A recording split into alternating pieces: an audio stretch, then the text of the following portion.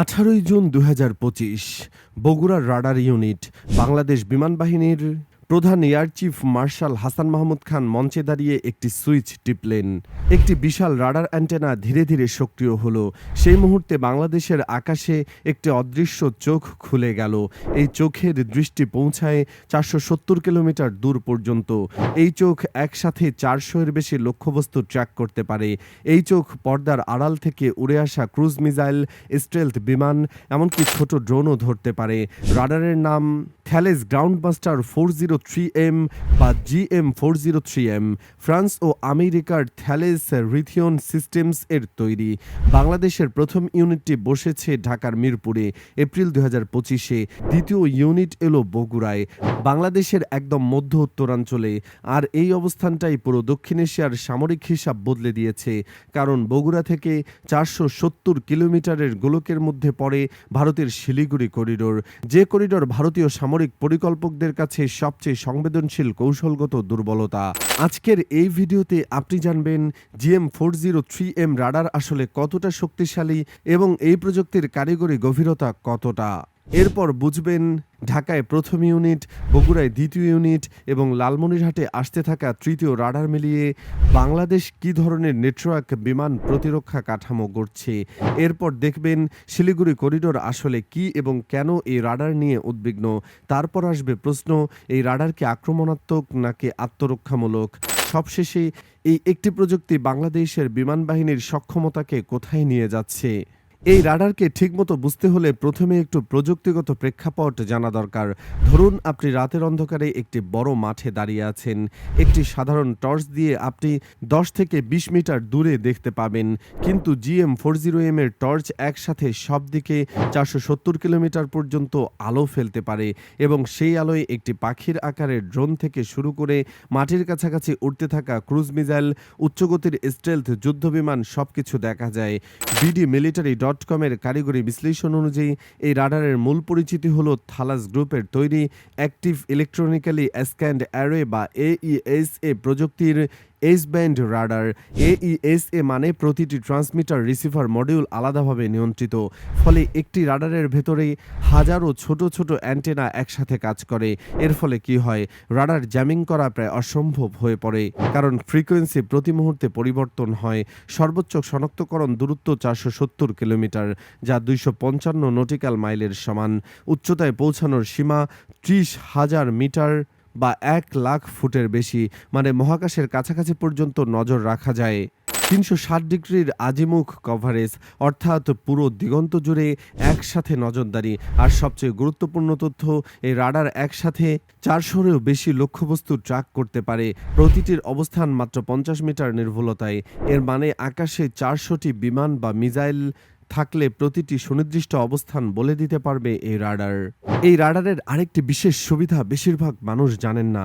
BDMilitary.com এর তথ্য অনুযায়ী রাডারটি একটি আশ্রয় কনফিগারেশনের পরিবহনযোগ্য এবং 1 ঘন্টা কম সময়ে মোতায়েন বা স্থানান্তর করা যায়। এই তথ্যটি কৌশলগতভাবে অত্যন্ত গুরুত্বপূর্ণ। যুদ্ধের সময় যদি শত্রু রাডারের অবস্থান জানে, সে সেটাকে মিসাইল দিয়ে ধ্বংস করার চেষ্টা করবে, কিন্তু মোবাইল রাডার মিসাইল আসার আগেই সরে যেতে পারে। আবার রিমোট অপারেশনের সক্ষমতা থাকায় এই রাডার একটি কমান্ড সেন্টার থেকে পরিচালনা করা যায়। অপারেটরকে রাডার সাইটে থাকতে হয় না। এই ফিচার দুটি বাংলাদেশের বায়ু প্রতিরক্ষা কাঠামোকে সম্পূর্ণ নতুন একটি মাত্রায় নিয়ে গেছে। আগে যেখানে শত্রু রাডার সাইটের অবস্থান জানলে সেটাকে নিয়ন্ত্রণ করতে পারত, এখন সেই সুযোগ নেই। এখন পুরো ছবিটা একসাথে দেখুন। এপ্রিল 2025 প্রথম GM403M রাডার সক্রিয় হলো ঢাকার মিরপুরে 71 স্কোয়াড্রনে। এটি রাজধানী ও দক্ষিণাঞ্চলের আকাশ ঢেকে রাখছে। জুন 2025 দ্বিতীয় ইউনিট সক্রিয় হলো বগুড়ায়। এটি উত্তর ও মধ্য পশ্চিমাঞ্চলের আকাশে নজর রাখছে।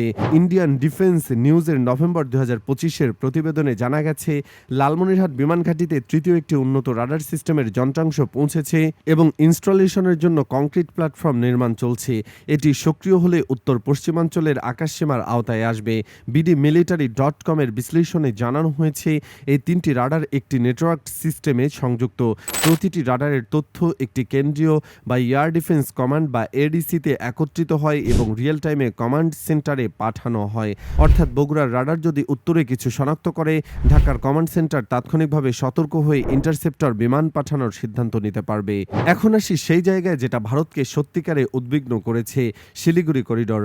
ভারতীয় ভূগোলের সবচেয়ে সরু ও সংবেদনশীল অংশ, মাত্র 20 থেকে 22 কিলোমিটার চওড়া এই ভূখণ্ড ভারতের মূল ভূখণ্ড থেকে 7 উত্তর পূর্বাঞ্চলীয় রাজ্যকে যুক্ত করে রেখেছে।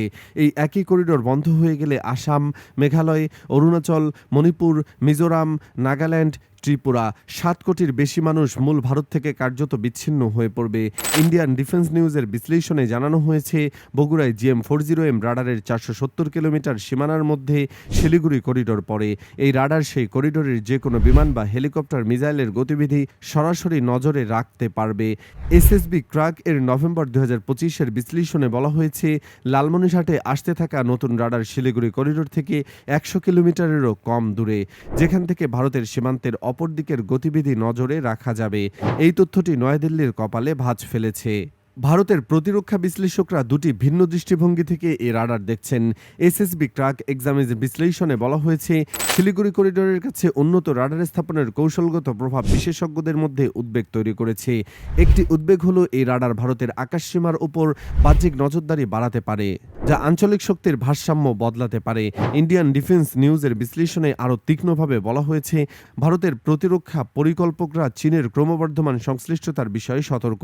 শিলিগুড়ি করিডোর কাছাকাছি অবকাঠামো প্রকল্পে চীনা প্রভাবের সম্ভাবনা নিয়ে তারা উদ্বিগ্ন।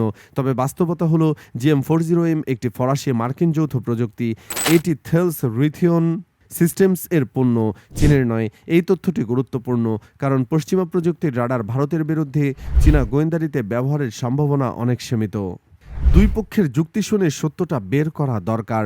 ভারতীয় পক্ষ বলছে, শিলিগুড়ি করিডোরের এত কাছে এত শক্তিশালী রাডার মানে বাংলাদেশ ভারতের সবচেয়ে সংবেদনশীল সামরিক অবস্থানের উপর চোখ রাখছে। এটি ভারতের সামরিক পরিকল্পনাকে দুর্বল করতে পারে। বাংলাদেশের পক্ষ বলছে, একটি রাডার সিস্টেম সম্পূর্ণ আত্মরক্ষামূলক। রাডার দেখতে পায় কিন্তু আঘাত করতে পারে না। বাংলাদেশের আকাশসীমা রক্ষায় উত্তরাঞ্চলে রাডার স্থাপনের একটি যুক্তিসঙ্গত প্রতিরক্ষামূলক সিদ্ধান্ত। এই রাডার এসেছে ফ্রান্স ও আমেরিকা থেকে। তাহলে চীনা গোয়েন্দাগিরির অভিযোগ কতটা যুক্তিসঙ্গত? সত্যিকার বিশ্লেষণে বলা যায়, একটি রাডার আত্মরক্ষামূলক, কিন্তু রাডারের দেওয়া তথ্য যদি কোনো তৃতীয় পক্ষের সাথে শেয়ার করা হয়, তাহলে সেটা ভিন্ন মাত্রা পায়। আর সেই সম্ভাবনাটি ভারতের প্রকৃত উদ্বেগ। কিন্তু রাডার একা কাজ করে না, এটি একটি বৃহত্তর বায়ু প্রতিরক্ষা কাঠামোর চোখ রাখে। দেখা মাত্রই আঘাত ঠেকানো নয়, দেখার পর প্রতিক্রিয়া দিতে লাগে মিসাইল এবং যুদ্ধবিমান। BDMilitary.com এর বিশ্লেষণে বলা হয়েছে, GM40M এর তথ্য বায়ু প্রতিরক্ষা কমান্ডে পৌঁছলে সেটা স্যাম বা surface two air missile system এবং ইন্টারসেপ্টর বিমানকে নির্দেশনা দেয়। বাংলাদেশ এই মুহূর্তে তুরস্কের হাইসার ও স্যাম সিস্টেম কেনার আলোচনা করছে, যা GM40M এর রাডার ডেটার সাথে নেটওয়ার্কে যুক্ত হলে একটি সম্পূর্ণ ইন্টিগ্রেটেড বায়ু প্রতিরক্ষা সিস্টেম তৈরি হবে। ফ্রান্সের ইউরোফাইটার টাইফুন যুদ্ধবিমান কেনার লেটার অফ ইন্টেন্ট তৈরি ইতিমধ্যে সই হয়ে গেছে। এই বিমান GM40M এর টার্গেট ডেটা ব্যবহার করে ইন্টারসেপ্টর মিশন চালাতে পারবে। Air chief marshal Hasan Mahmud Khan উদ্বোধনের দিন বলেছেন, বাংলার আকাশ রাখিব মুক্ত শুধু একটি স্লোগান নয়, এটা একটা অপারেশনাল বাস্তবতা। একটু পেছনে ফিরে দেখুন, 10 বছর আগের বাংলাদেশের বায়ুসেনাদের কাছে ছিল সোভিয়েত আমলের পুরনো রাডার সিস্টেম। আজ বাংলাদেশের হাতে আছে বিশ্বের সবচেয়ে আধুনিক এইচআর রাডার প্রযুক্তি।